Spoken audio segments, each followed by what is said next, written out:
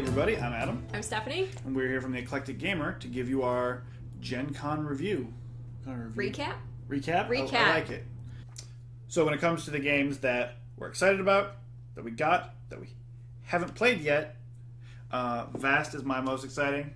This was like the surprise game of the con that people started talking about and we had to get it. Asymmetric. You can be a dragon or a knight or goblins or a thief or the cave. And everybody always wants to be the cave all the time, I'm going to assume. I called all time cave.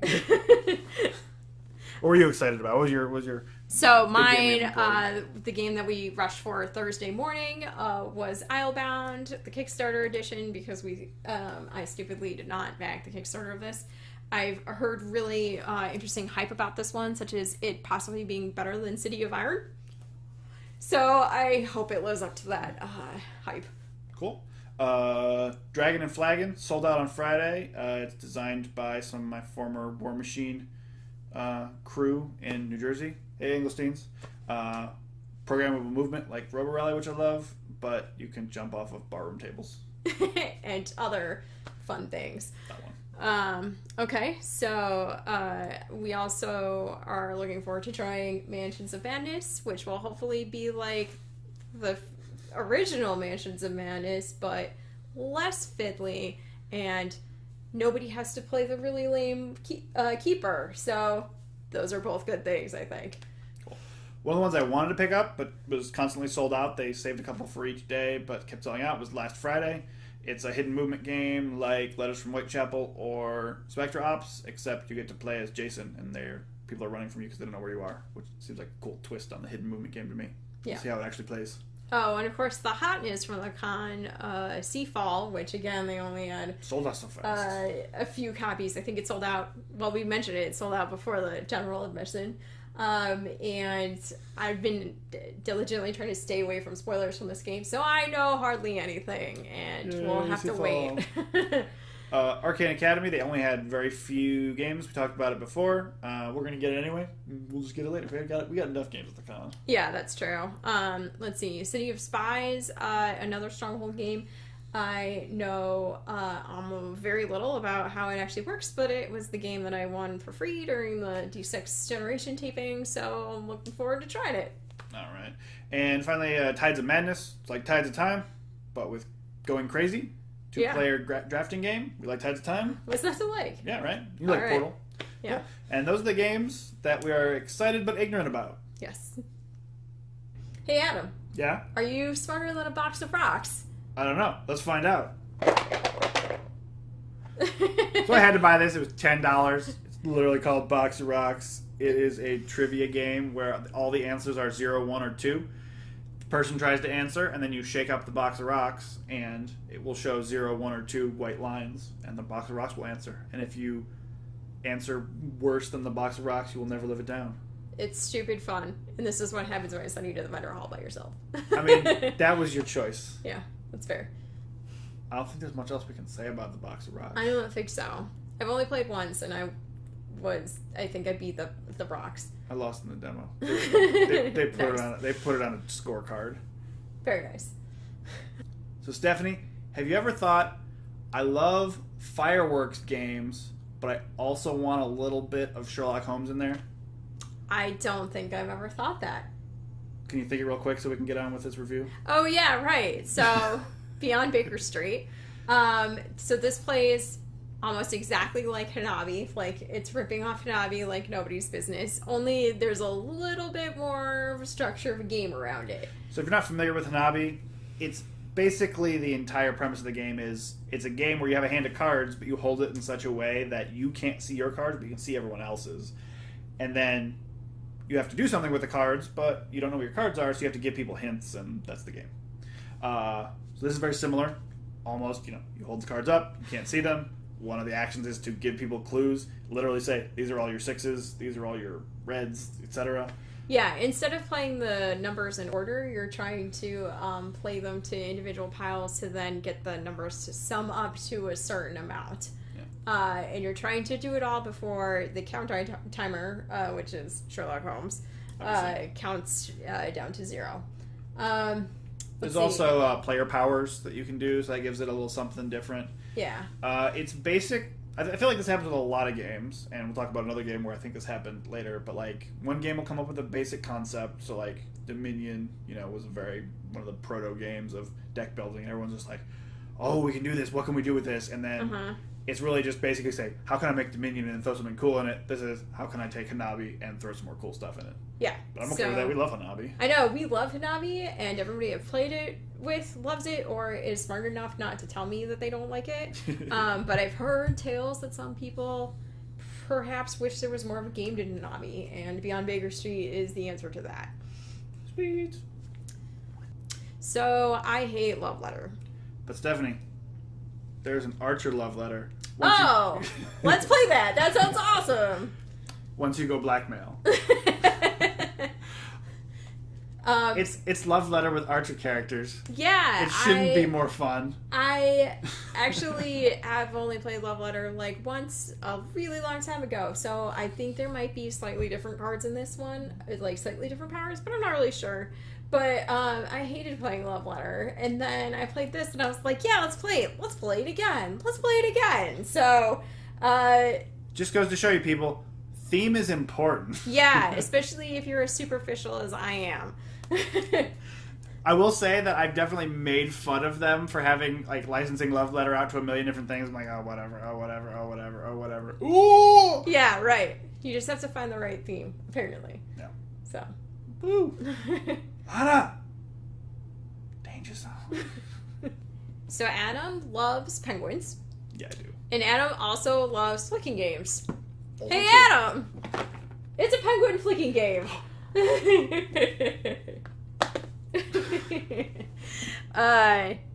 Even better, it's a Weebly Wobbly penguin flicking game. It's so ridiculous.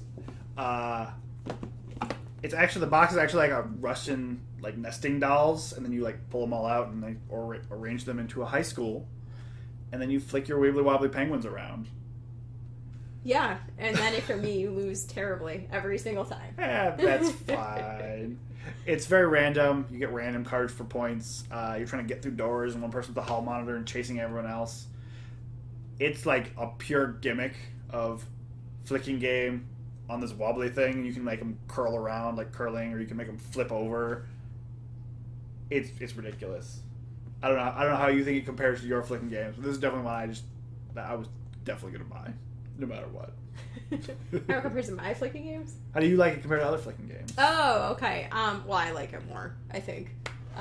Flicking is not a genre that I'm great at or like, but at dexterity game. At least the weebly wobbliness of it is entertaining to me. I mean, I'd rather play classic than a flicking game. That's fair. Beyond that, I'm very entertained by this. I mean, there's not a ton to say about it, but yeah. It's very silly. Yes. Bye. So, Adam. Yeah? I heard you played a game without me. I did. You were asleep. It was 2 a.m, which is the best time to play Captain Sonar. Yeah. We don't have it yet. It's ordered. It's sold out. But it's really cool. It is a real-time... There's a turn-based option, but it's a real-time game where everyone has a different role on a submarine. There's 2 teams of submarine crews. I think 6 players probably the best, but you can do 8, and if you do turn-based, you can do any number, and as long as it's even. And it's just neat. It's neat. So I feel like we talked about this on another one about how Beyond Baker Street sort of re-implemented Hanabi. I feel like this kind of takes the Space Cadets and Space Cadets Dice Duel concepts and adds Battleship? It does add Battleship, actually, yeah. But yeah, like it says, okay, let's take that concept, which is a really cool concept, and see, like, let's flesh it out and go in another direction with it. So, like, basically, you're moving around on this grid, and the captain is drawing your path. And it's kind of like Tron Light Cycles, and you can't recross, or Snake, and you can't recross your path. But both teams are doing this simultaneously. And you can just move as fast as you want. You go like, oh, I'm going north, north, east, north, west. But it's on this map with islands on it. So the captain is drawing where he wants to go. There's one I think the first mate is keeping track of, every time a movement happens, he can ready either the torpedoes, the mines, or the sonar. And then once you get a certain number of those checked off, then they're available. The engineer has to basically damage the ship every time you move, and if they move north, it has to damage one of the things in the north quadrant. And if the captain isn't paying attention, you'll blow up the ship. You have to surface to repair it. Oops. Yeah, so the engineer job really hard. But the coolest part, and the one that makes me really excited about it, is the radio operator. His job is to listen to the other team and track the path they went on. And you do it on this clear plastic like overhead thing. And so you go, okay, they went north, they went north, they went east, they went north, they went west. And you start drawing this pattern. But once it gets big enough, you start moving it around on the map, and you go, okay, well, they couldn't have been here because they would have run off the map. They couldn't have been here because they would have hit an island. Oh, they could have fit here, they could have fit here, they could have fit here. It's like, so you know, okay, they could have only been in these 3 places. And then they move again, they go, oh, it has to be here, I know exactly where they are. And then you can fire torpedoes at them. You can also have, like, sonar to guess where they are. And so, like, you have the path, and you're like, okay, we know they're in the column 3 or whatever. Or we know they're in Sector 4, and the only place that this path could have ended them in Sector 4 is here, so we know exactly where they are. And it's really cool. It's just like a real-time deduction game. Okay. Which role were you? I was the engineer for 2 games, and then the radio operator for 1 game, because I'm just like, I have to play that. Sounds like that was your favorite role. It's so cool. It's nerve-wracking, because if you miss one of their movements, you're just like, And then you do this thing where they can move 4 spaces in any direction, and they don't have to say what direction they went in. So you're just like, okay, they could be anywhere in here. But yeah, like that aspect is really cool. It's like a real time deduction. And if you're like into kind of like war games, you can get into firing stuff, and it's neat. It's a really cool game. Cool. Does that sound interesting to you? I played it without you. Oh yeah, I'll try it. I might try it only once, but I'll try it. It's good to have an 8-player game, too. That's like a nice niche for it. Oh, yeah, for sure. Captain Sonar. So this year we tried out the Board Game Geek Hot Games Room. What was the first game we played, Steph? First game we tried out was Guilds of London. We heard a lot of good buzz about it after the UK Games Expo. And it was interesting to try out a Euro that still had this, like, very direct interaction, backstabby conflict in it. I would say that is not ever my favorite aspect of the game, so I don't know that I particularly liked it in this one. But it did make some of the puzzly aspects of it a little different than you might see in other games.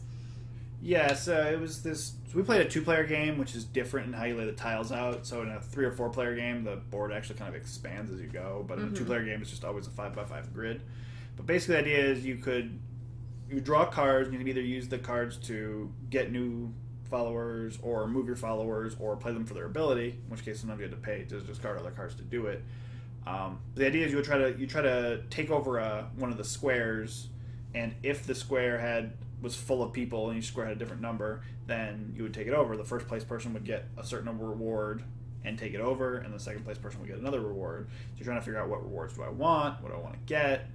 But then I think the backstabby element was that there are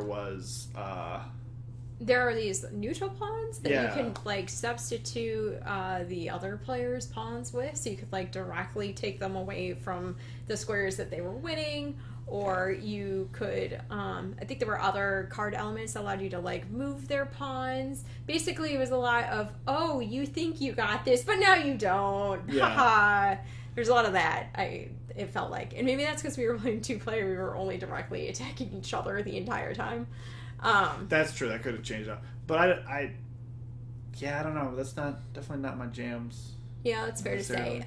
One thing I want to say is that, to note on top of it, is that the iconography was super confusing. Yeah. So Race for the Galaxy is the game that gets a lot of flack for its confusing iconography, and it's considered an older game that more modern games have chosen to reduce that iconography. And they point at it and they say, this is an example of an older game that is less sophisticated or such and such, and I'm totally putting words in people's mouths, and I love that game, and I know other people might not feel that way about it either.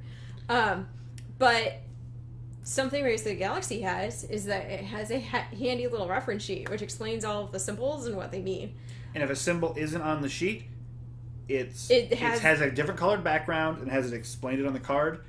I have never had a situation where I didn't know exactly what a Race for the Galaxy card did. Right, or if somebody was confused about a card that you were playing with, you could easily look at it and go, this is what it does.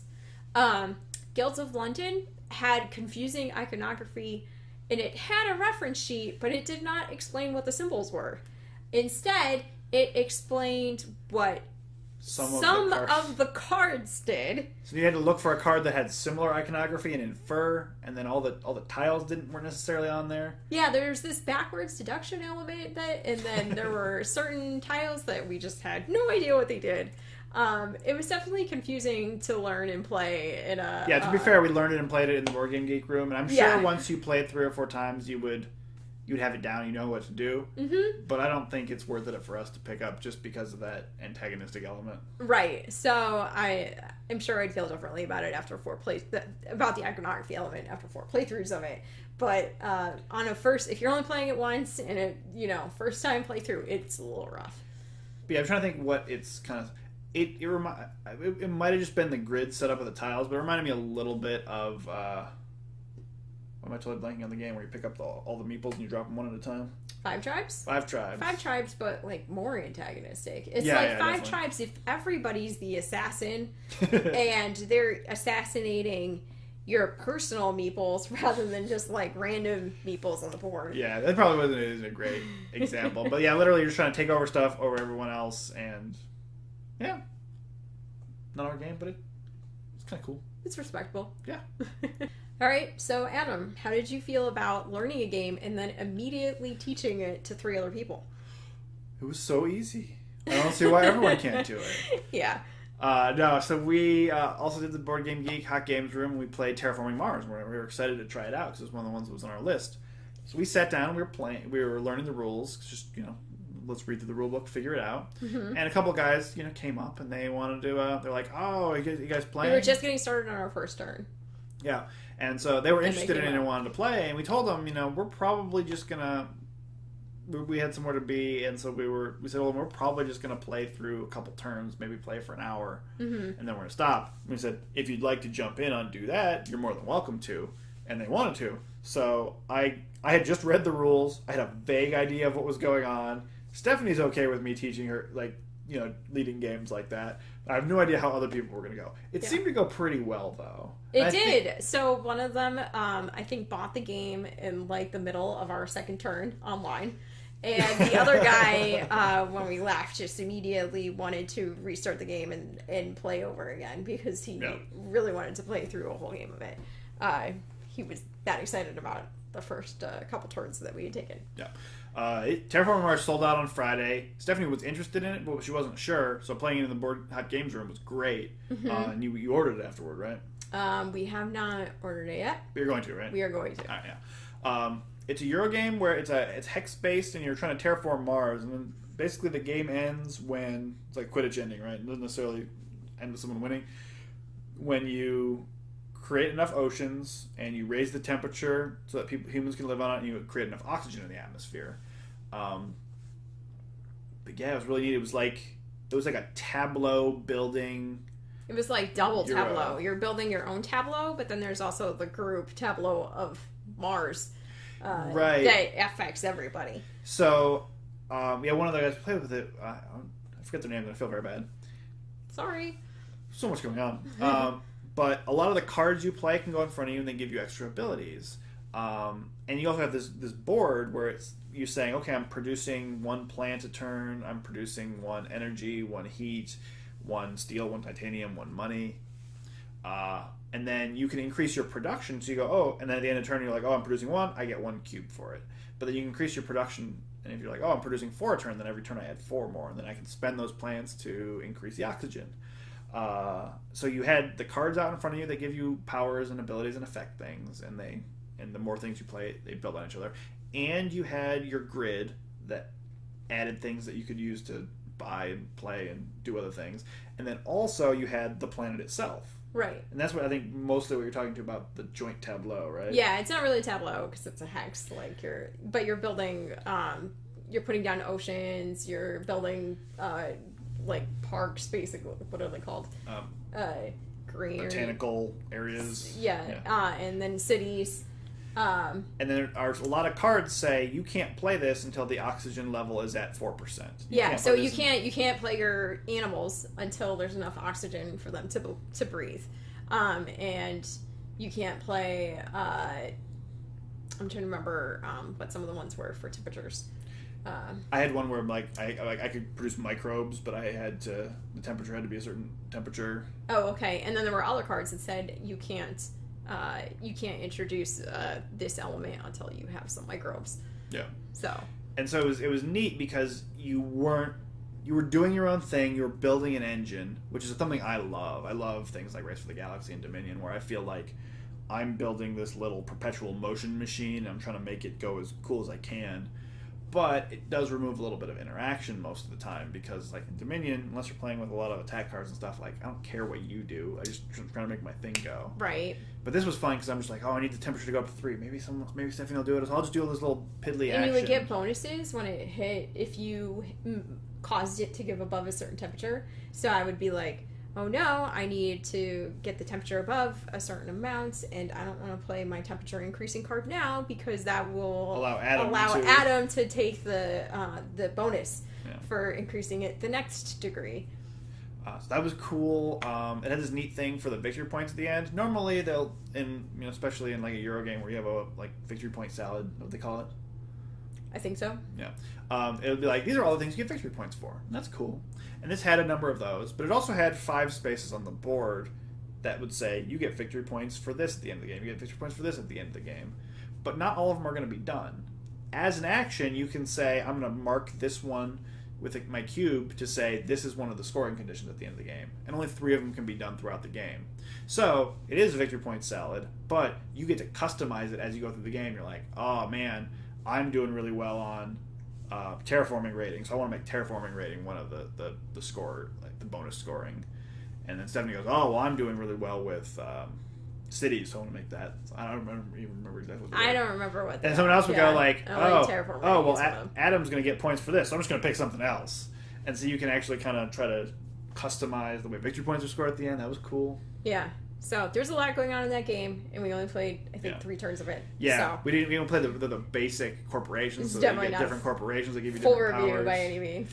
And the other interesting thing was you get to you draw 4 cards at the beginning of the turn. You don't get to keep them. You have to pay 3 credits for each one, so you have to buy your cards. I'm just kind of right. Yeah. But yeah, it was a neat. I'm not as big into Euros as she is, but I thought it was really cool. I really liked that in addition to it being a Euro, I felt like the theme was really involved in what everything did. So it could have just been any random card that required oxygen levels to go up, but it was an animal that needed oxygen. So I really like those kinds of details. That's cool. Terraforming Mars. So sometimes I kind of just wish giant orky rock monsters would pop out of the middle of my board whenever I tried to move anywhere on it. Don't you have a game for me? Don't you have a lot of those games? They don't appear out of the middle of the board for no reason, though. Oh, okay. Wow. That is definitely a main mechanic of Portal Games' new Cry Havoc. This was one of the hot games of the con. We got a chance to play about half of a game in the PGG Hot Games room. And the only reason we didn't finish the second half of the game is because we decided that we knew enough about it. We knew enough about it that we wanted to buy it, and we were going to go ahead and try another game. So I will say it's a dudes on a mat game. Not Stephanie's favorite. Not my favorite genre. And I still don't know if I'm really going to love this game. But if I was going to like a dudes on a mat game, I think this one is probably it. Yeah, I think that was my pitch to Stephanie. I'm like, I don't know if you're going to like it, but if you're going to like anything, it'll probably be this one. I think the key thing is it's very asymmetric. So there's 4 different races, armies, Mm-hmm. and they each have separate rules, separate structures they can build, separate decks of their cards. There's a little bit of a deck building aspect where you draw cards that give you different things from the different terrain types. Yeah. One of the races is like an AI race unless you play 4-player and there's a person and they're like, it's literally their planet. And so a lot of times you're like, everybody else is coming in to invade it. Yeah, you're like, we're all fighting over this planet, and then it's like, we live here. Yeah. Okay, okay, we're fighting now. So it's pretty funny. Yeah. So I was playing some sort of mystical race that just had a bunch of dudes with arms going like this. And... So we talked to Grant, the designer. Shout out to Grant. I got to meet him. And at some point, I think I was reading, I don't know if he said it, that like each of the races was sort of directed toward a different style of gamer. Yeah, so yours like the Euro described race. that one as the Euro race. Like every time there's battles, these crystals are formed for reasons I'm not really quite sure, and battle energy. And you had a lot of all of this race's powers were like manipulating these crystals and trying to turn them into victory points and things of that nature. Yeah, my guys were these like machines, and so they had a bunch more structures they could build, and they could move the structures around. That was neat. Right, and then the two we didn't play with. Well, one of them was the AI one, and I think that they're literally just there's like, a million. There's dudes. a million of them, and then I think the last one. What was their deal? They were like the humans. They had a lot of. I didn't read all of them, but they had a lot of like military, like very aggressive, like tactics they could do. Whereas the machines were more about like where their base was and moving it around. Okay. But yeah, it's asymmetric. The combat was probably that was the part where you were like, oh, I think I like. Yeah, because it's not just I'm throwing a chunk of dudes at your chunk of dudes, and let's see who has the most dudes and who has the best. No, I attack you with this high powered card. So the way it worked is there's 3 different objectives you can do on the map. The first one is to actually take over that place of the map. Mm-hmm. The second one is I want to capture one of the opponent's guys. The third one is I want to cause attrition. I want to kill as many of the opponents as I can. Yeah. So the attacker takes all of his dudes, so he's got 4, and says, okay, I want to put 2 on taking over the area and 1 to capture and 1 to kill. And so, then if Stephanie has 3 defenders, she's got some options. Yeah, so I can choose whether I want to make sure I definitely keep majority of that space, or whether I want to kill your dudes, or I want to take them prisoner. Yeah. So it would end up, and an interesting thing is you can take over a space and have all your guys die. Yeah. But still take it over. So I would end up in situations where like, I was attacking something with 2 people. And I would attack a place that had 2 people with 3, and I go, well, if I only put, and ties go to the defender, I'm like, if I only put 2 in the capture of the space, then she can put 2 there and she'll just take it over, and I won't be able to take it over. So I have to put all 3 in that if I want to do it. Or I could put 2 in the kill zone, 2 in the killing one, and 1 in the taking it over. If I put 1 in the take over, if she wants me not to take it, she has to put 1 there, and she can only kill 1 of my guys, but I can still kill off both of hers and take it next turn. And it came in this really tactical thing. And there were a lot of cards that manipulated the objectives after they were placed. Or so you could move one of the opponent's guys. Exactly. You could move an opponent's guy, or you could move one of your own guys, so you would just bluff by being like, I'm going to do this. Haha, just kidding. I get majority after all, or something like of that nature. But it was really interesting, like, tactical mind game. It was cool. Mm-hmm. You seem to be glowing, Stephanie. Have you ever wanted to play competitive Bejeweled as a board game? There is a Bejeweled board game. Does it include marbles? I don't think so. Oh, wow. We played Potion Explosion. It's a little bit older. It's not a new Gencon game, but it was in the hot games room, and it was kind of a hot game. It was a ridiculous game. That's what that was. We definitely saw someone playing, and we're like, why are all these marbles rolling around? I want to know what that is. And partially, I think it was, I'm like, that looks expensive. I don't know if I want to pay for that. Yeah, there's no way that we would play for that game. It was fun, though. But it was fun to play, yeah. So the way it works is that you are trying to build these potions, and the potions require a certain combination of colored marbles, like, 2 blue, 2 black, 1 yellow, that kind of thing. And then there was this grid box. I don't know how you would describe it. Contraption. It was like where the marbles would roll where down. all the marbles would roll down, and there was like 10, maybe not 10. So like imagine the thing where the skee balls roll down, but there's like 8 of them in a row, and you can see like 8 marbles. Yeah, so there's all the marbles of different colors were there, and the idea was that you could take one marble out from a row, and if that caused a collision of 2 of the same color marble, then you get those marbles too. And if that caused a collision of the same color marbles, you could get those too. So like if I pulled out a blue marble and took it in my hand, and that caused the marbles to roll down the little hill, and then 2 yellow ones hit each other, I'd take those 2 yellow ones out. And if that caused 2 black ones to run into a third black one, I would take all 3 of those black ones out. So it was a really fun puzzle game because you're sitting there going, well, if I take this one, then I can get these dice, and these dice. Or not dice, marbles. Yeah. But what I actually need are these colors, so how do I get that from this row? And then as you completed potions, you got bonus powers that you could use. Each potion became a one-use power that you could use them for, like being able to just take any color marble, or being able to move up to 5 marbles of a color from a row to bring other colors closer together, or being able to steal your opponent's marbles, and so forth. So, yeah, it was, and then the winner was the person who got most victory points. The most victory points, which was done by the variety of potions that you completed, or having 3 of the same. And the potions themselves had victory points on them. Right. Yeah, it was cool. Like, it's very innovative. They're like, it was really cool to see like what you could, like it seemed like an interesting like game jam. Like, what can I do with marbles? What game could I make with marbles? And it was really cool.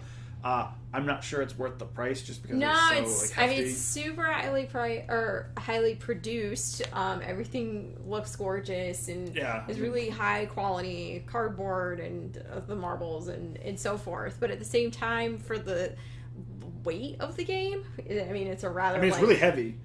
Because of all the marbles. Yeah. No, the complexity of the game, like it's a family style game. It's shorter. Like, I think we learned the rules and set it up and played it in like 40 minutes, if that. Yeah. So just for that style game, I wouldn't be looking to pay the price that it has. But marble explosions. Yeah, those are fun. So, if you're looking for a Victorian England set game that doesn't feature Sherlock Holmes, Gencon had only one game. Gencon only had one game for you, and that was London Dread. I don't know if that's actually true. There were hundreds of games that Gencon there might have had another one. But it was kind of weird for it to be like Victorian England themed and not be Sherlock Holmes. No, but there were a variety of other, archetypes. Like, you had the prostitute and the how can you go wrong? Right, and the word is escaping me, but the gentleman of a prominent family, and the nun, and so close enough is what you're saying? Yeah, basically. Okay. Yeah. It's an interesting game. It's got a timed phase to it where you're planning out what is essentially a big puzzle. Yeah, so you've got various cardinal directions, north, south, east, west, and then each of those locations has 6 locations. 6 locations in it. Yeah. And then each of those locations will have either a plot card, which you need to complete to get to the next section of the game. Right, and I think there's 4 different plots. 5. Usually 5. The one we played had 5. I think it can be more, but it's all. No, I meant different 4 stories, rather. Oh, yeah. I believe there are 4 of those. And those are specific to each story, and then you need to complete them in order to get to the end. Or it might have like an ally, or it has something called a dread. So something bad is happening, and you need to fix it. So the allies are only, I believe, in the 2 and 3 player version, which is what we played, and the 4 player version there won't be any of those. But the idea is that all those 24 cards start face down on the table. There's at least one plot card in each of the 4 cardinal areas, but you don't know where they are. So the time turn starts, and you have 12 minutes normally, and you start flipping over cards. Because what happens is if you leave those cards there, they add 2 dread, which makes the final boss harder. But if you flip them over and it's one of the dread cards, then They'll have more than 2 dread. it might be more than 2 dread if you don't fix it. So you have to fix those. But you also have to find the plot cards. Right. The plot cards are required in order to move on. So the first part of the game is you start flipping over all the cards, trying to find all the plots. Then once you find all the plots, you can go, okay, what's our course of action? And it's like this big joint timed puzzle, right? You want to try to just so the way that it works is that you have all these numbers. So you can say, like, I'm going to go to location 1 in this area, or I'm going to go to location 5. And then you on the backs of each numbers are arrows saying, okay, I'm actually going to change, and I'm going to go from, north to south or something like that. So, and you only have a set number of those numbers. So you have to, you can't go to, for example, you can't go to location 1 of every location and be able to use your 1 as an arrow as well. Right, because you only have the 2 1s. You only have 2 1s. You can't even go to all the 1s, period. Yeah. But if you're playing with a group of people, you can go, okay, like, well, I will go to this one, and so will I, and then you guys will go to that one over there. We don't need to go to the one up there, and then someone else will go to the one down here. Plus, you all have different attributes, which I don't actually know what they stand for, but there's pictures of peacocks and birds and yeah. But deer there'll be them. challenges you have to complete, and so in addition to figuring out how you can get to all the places you need to get to, for the plot cards and the dread cards, you have to figure out who's best at doing this. And so the time phase is flipping over all the cards and then setting everyone up, for their 12 actions, which are like in a cool clock that you like stick them into, and saying where everyone's going to go and figuring out. And you kind of sometimes you want to team up and send 2 people to one, and you're trying to arrange it so that you're all working together. Right, and then you also don't know the plot cards.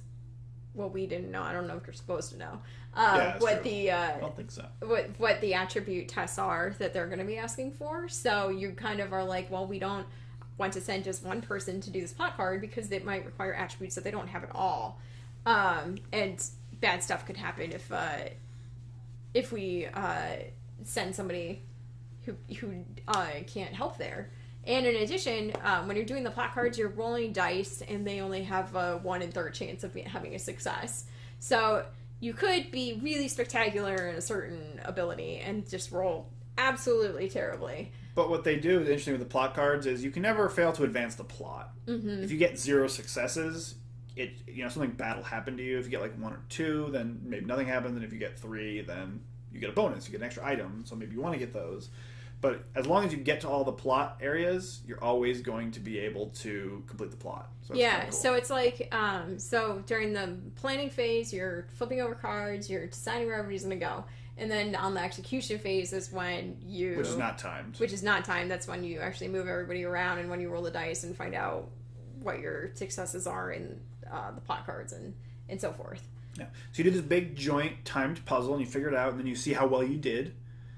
And assuming you got to all the plot locations and finished it, then you clean it up and you do set up.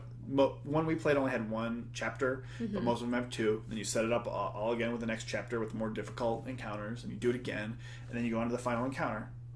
And I think this is our biggest complaint about the game. There seems to be a paragraph missing from the rulebook. That's not even that bad. There was a paragraph missing from the rulebook. We went on Board Game Geek. The designer replied within half an hour. Not a problem. You can go on there and find it. That's not a big deal. Okay, that's fair. I just wanted to warn people who are going to get into it. You're supposed to definitely look up the rules ahead of time. Yeah, you have this deck of cards that you're supposed to deal out.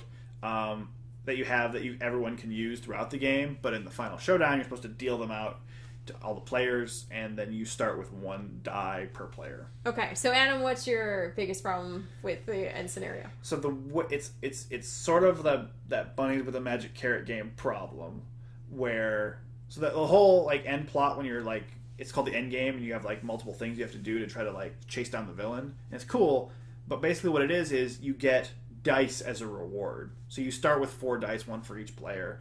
And all the players get to do the first one. If they all succeed, they each get another die. So now we have 8 dice. And then the next one we do it, we have 12. And the next one we have 16 dice. All right, cool. And then the entire end of the game is decided by rolling the dice and seeing if you got enough. Yeah, so we got the 16 dice, and then we rolled, and I think we got 1 success. And we lost. Which was definitely not enough to win. Wah, wah, wah. Yeah, and so it's such a cool game. Everything about it is really neat. And you have a chance to control the randomness here. You can try to work really hard to get all those dice. You can try, if you complete enough of the dread cards in the first half of it, the number of successes you need in the end game is very low, so that's cool. If you have a way to control that, Right. you can try to get more items, and some of those items can give you automatic successes in the end game. But it still comes down to just chucking a pile of dice and hoping you get enough. It's not. I don't know that it was possible to pick up to go through that many items of the item deck in a round. So chances of picking There's a up. rule where you can pick one off the top of the deck and it wipes all 3 of them that are there and puts 3 new ones out. So you can go through it pretty quick. Okay. I was like, the chances of us getting that, a bunch of automatic I don't know success how many of ones them seemed there are in low, the deck. but maybe it's not. Yeah. But, yeah, so it's a really cool game, really thematic. I really like the joint puzzle-solving aspect of it. I like almost everything about it. So the end's a little Except the end, yeah. And that's the thing is that, again, because you're just rolling dice and... I think we only played the one basic intro scenario. I was hoping so for a little different. bit more story with it. With the 2 chapters, I think it'll probably be a little better. So for the intro scenario was like you're trying to find a summoning circle or something of that nature, and then the showdown is you've arrived in the circle. Yeah. Make them stop. There is a cool app that reads things out to you and does the timer. It's neat. I don't know. We'll see how we play. Yeah, I'm definitely going to play it a much more. We were still happy we bought it, so it's really neat. So one of the things we talk about on the website is like lack of meaningful choices, and it feels like it's all meaningful choices except for the end. But I feel like if you really dislike games with a lack of meaningful choices, that one thing at the end could really make you dislike it quite a bit. Right. I feel like I need to withhold judgment a bit until we play more of the more complex scenarios. I'm with you. So, but I will say that if you're not into dice chucking, cooperative, real-time strategy, if any of those are going to turn you off, then this is not probably. I feel like this is a game that some people are going to love, and a lot of people are just that's not going to be for them. It's just not going to be their bag, baby. Yeah. It's very heavy. Oh yeah. A ton of stuff in it. It's good value. All right, that's London Dread.